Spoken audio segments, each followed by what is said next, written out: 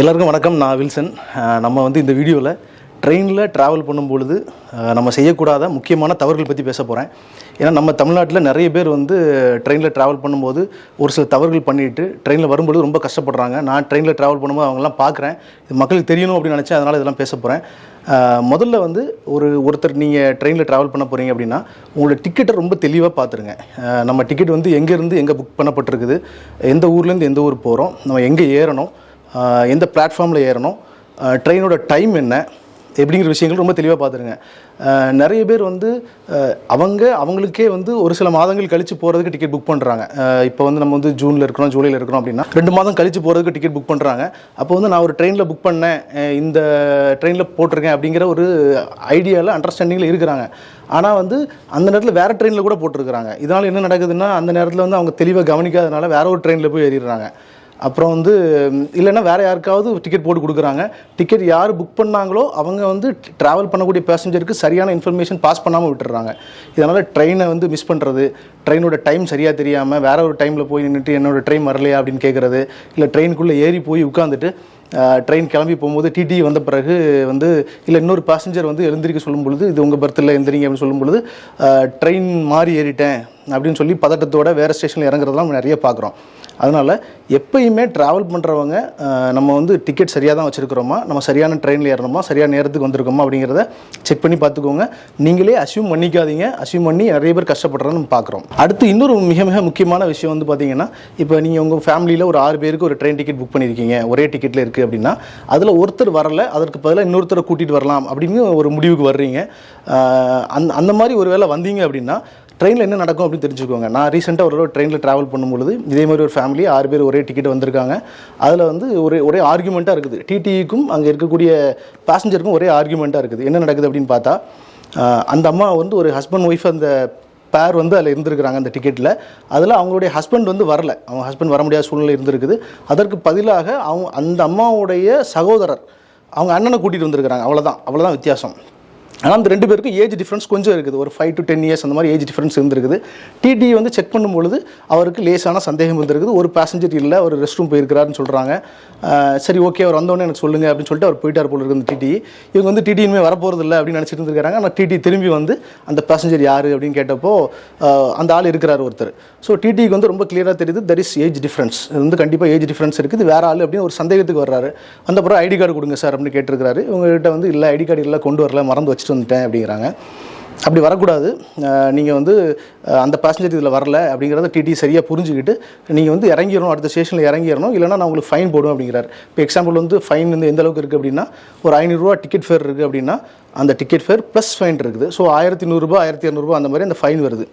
இப்போ அந்த ஃபேமிலிக்கும் டிடிக்கு நடுவில் பயங்கர ஆர்கியூமெண்ட் நடக்குது. டிடி கிட்ட அவங்க பயங்கரமாக சண்டை போடுறாங்க. வயசான 2 பேர் இருக்கிறாங்க. அவங்க ரொம்ப சென்டிமெண்ட்டாக பேசுகிறாங்க. நாங்கள் என்னை ஏமாத்தவா செஞ்சோம், நாங்கள் காசு கொடுத்தா வந்திருக்கோம்ல அப்படிங்கிறாங்க. அந்த அம்மா நான் வேறு யாரையும் கூட்டிகிட்டு வரல, என் ஹஸ்பண்டுக்கு பதிலாக எங்கள் அண்ணன் தான் வந்திருக்கிறாரு அப்படிங்கிறாங்க. ஆனால் அந்த டிடி அதை ஏற்றுக்கவே இல்லை. எனக்கு தெரியும் இவங்க எவ்வளோ நேரம் சண்டை போட்டாலும் டிடி ஏற்றுக்க போகிறதில்ல, இந்த ஃபைன் தான் அடிக்க போகிறாரு அப்படின்னு தெரியும். ஆனால் நிறைய தடவை நான் இதை பார்த்துருக்கிறேன். அவங்க புதுசாக அந்த வேலையை செய்கிறாங்க, அதனால் அவங்களுக்கு தெரியல. ஏன் டிடி அதை ஏற்றுக்க மாட்டார் அப்படின்னு நீங்கள் புரிஞ்சுக்கணும். இப்போ 2 பேசஞ்சர், ஒரு பேசஞ்சர் வர்றதுக்கு பதிலாக இன்னொரு பேசஞ்சர் வந்திருக்கிறார். ரமேஷ் வரணும், ரமேஷுக்கு பதிலாக சுரேஷ் வந்திருக்கிறார் அப்படின்னு வச்சுக்கோங்களேன். டிடி ரமேஷ் வந்திருக்கிறாரு அப்படின்னு அடிக்க முடியாது. ஏன்னா சுரேஷ் வந்திருக்கிறாரு. இதனால் அவருக்கு ஃப்யூச்சரில் வேறு சில பிரச்சனைகள் வரும். ஏன்னா இங்கே வந்திருக்கக்கூடிய பேசஞ்சர் இருக்கிறார்ல, அவர் ஊரில் இருக்கிறதாகவும் ஊரில் இருக்கக்கூடிய பேசஞ்சர் இங்கே வந்திருக்கிறதாகவும் அக்கௌண்ட்ஸில் வரப்போகுது. இப்போ ஊரில் இருக்கிறவருக்கு ஏதோ ஒரு பிரச்சனைன்னு வச்சுக்கோங்க, ஏதோ ஒரு பிரச்சனை, ஒரு ஆக்சிடென்ட், இல்லை அவர் ஒரு கிரைம் அட்டம் பண்ணிட்டாரு அப்படின்னா நாளைக்கு இவர் பதில் சொல்ல வேண்டிய சூழ்நிலை வரும். இந்த பேசஞ்சர் இங்கே வந்தால் தான் சொல்ல வேண்டியது வரும். அது மட்டும் இல்லாமல் இந்த பேசஞ்சர் ஒருத்தர் மாற்றி இங்கே வந்திருக்கிறார்ல, அவருக்கு ஏதாவது ஒரு ட்ரெயின் ஒரு ஆக்சிடென்ட் ஆயிடுச்சு, இல்லை ட்ரெயினில் வேறு ஏதோ ஒரு பிரச்சனை ஆச்சு, ஒரு கிரிமினல் பிரச்சனை ஆயிடுச்சு அப்படின்னா அதற்கும் டிடி தான் பொறுப்பாகவார்.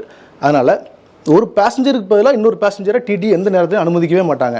நீங்கள் கிளம்பும் போது சரி பார்த்துக்கலாம், வாடா மாப்பிள்ள நான் சொல்லிக்கிறேன், அதெல்லாம் எங்கே தெரிய போகுது, 10 வயசு டிஃப்ரென்ஸு, அந்த பேரை மட்டும் சொல்லி பார்த்துக்கலாம் அப்படின்னு சொல்லிட்டு மாட்டிக்காதீங்க. இதில் ஒரு சில பேர் ஸ்மார்ட்டாக ஒரே மாதிரி ஏஜ் இருக்கிறவங்க அவங்களோட ஐடி கார்டையும் வாங்கிட்டு காமிச்சு நான் தான் அப்படின்னு காமிச்சு கூட போகிறாங்க.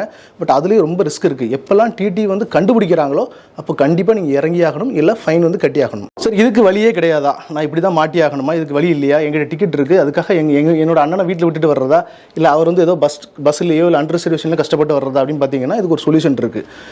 வந்து ஒரு பேசஞ்சர் எந்த பேசஞ்சர் ட்ராவல் பண்ணணுமோ அவருக்கு பதிலாக இன்னொரு பேசஞ்சர் வரணும் அப்படின்னா அவர் வந்து அவருடைய பிளட் ரிலேஷனாக இருந்தால் மட்டும்தான் வர முடியும்.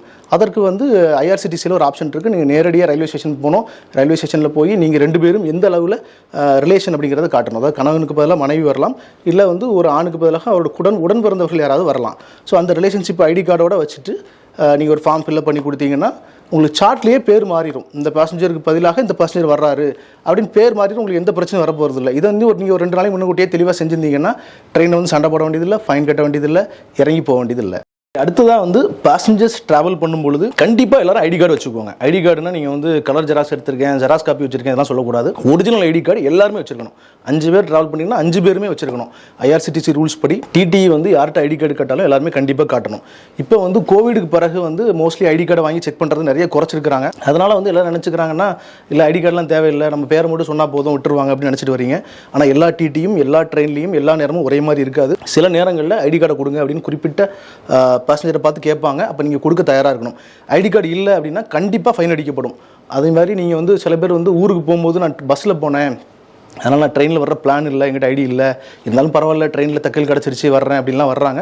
அப்படி வந்தீங்கன்னா கண்டிப்பாக நீங்கள் ஃபைன் கட்ட தயாராக இருந்துக்கோங்க. அடுத்து நீங்கள் தெரிஞ்சுக்க வேண்டிய இன்னொரு விஷயம் வந்து ட்ரெயினில் நீங்கள் தனியாக ட்ராவல் பண்ணிங்கன்னா நீங்கள் சிங்கிள் சீட்டில் இருந்தீங்கன்னா நிறைய பேர் வந்து கேட்பாங்க, சார் எனக்காக வந்து நீங்கள் எங்கள் ஃபேமிலியில் ஒருத்தர் வந்து வேறு ஒரு கோச்சில் இருக்கிறாங்க, அங்கே நீங்கள் மாறிக்க முடியுமா, அங்கே ஒரு ஆள் தனியாக இருக்கிறாங்க அவங்கள மட்டும் அங்கே கூப்பிட்டுக்கிறேனே அப்படின்னு கேட்பாங்க. அதை மாற்றி கொடுக்குறது தவறு இல்லை. ஒரு மனிதன் இன்னொரு மனிதருக்கு செய்யக்கூடிய ஒரு சாதாரண உதவி இது. இதை நீங்கள் கண்டிப்பாக செய்யலாம். ஆனால் இந்த பர்த்தை எக்ஸ்சேஞ்ச் பண்ணும்பொழுது நீங்கள் ஒரு 2 விஷயம் தெளிவாக புரிஞ்சுக்கணும். ஒன்று வந்து இங்கேருந்து ஒரு பேசஞ்சர் அங்கே போகிறாரு, அங்கேருந்து ஒரு பேசஞ்சர் இங்கே வராருன்னா அங்கே இருக்கக்கூடிய பேசஞ்சர் அவருடைய டிடி வர்ற வரைக்கும் வெயிட் பண்ணி அவருடைய ஐடி கார்டை காமிச்சு நான் வந்திருக்கிறேன் அப்படிங்கிறத அவருடைய சார்ட்டில் டிக் போட்ட பிறகு தான் அங்கேருந்து மூவ் ஆகணும்.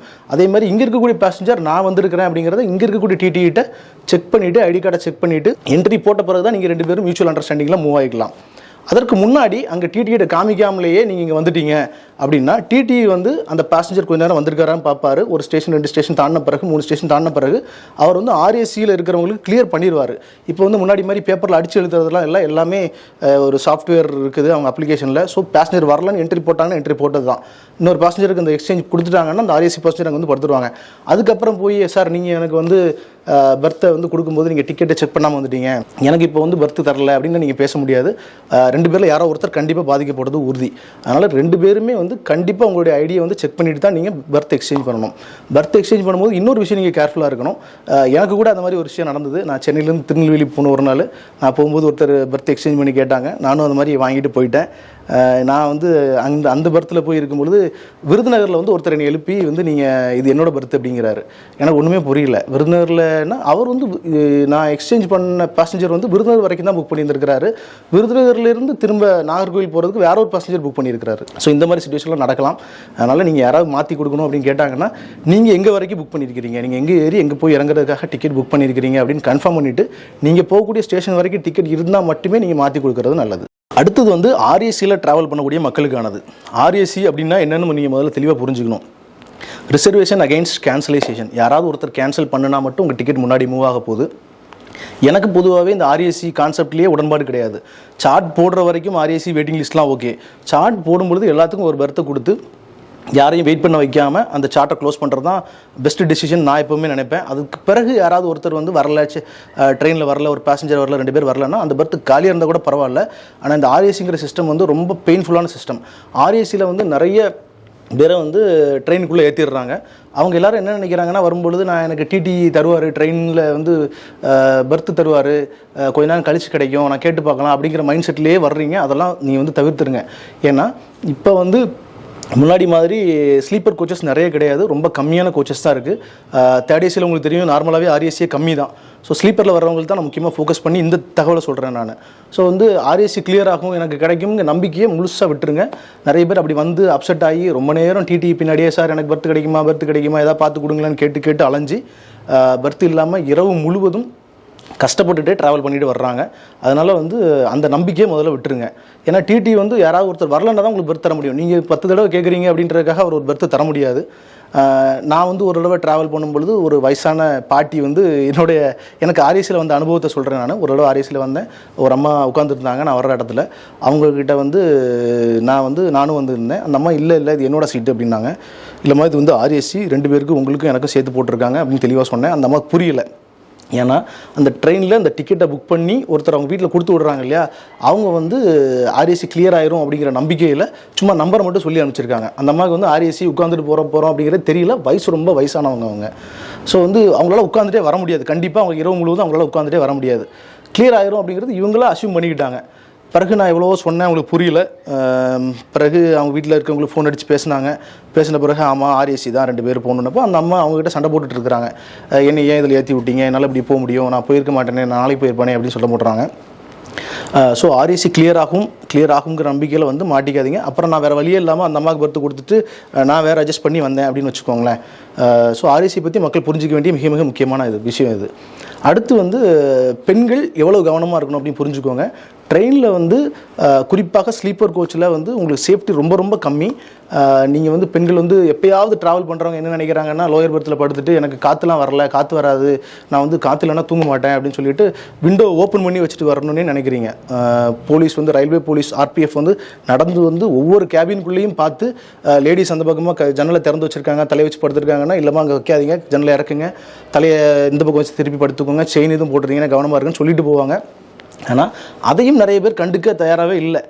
போலீஸ் சொல்லிட்டு போன பிறகும் இல்லை எனக்கு காற்று இல்லாமல் தூங்க வராதுங்க, ஐயோ அப்படின்னு சொல்லிட்டு கதவை திறந்து வச்சுக்கிறீங்க. இதனால் பல பிரச்சனைகள் இருக்குது. ட்ரெயின் வந்து நீங்கள் தூங்கிடுவீங்க, நல்லா தூங்கிடுவீங்க.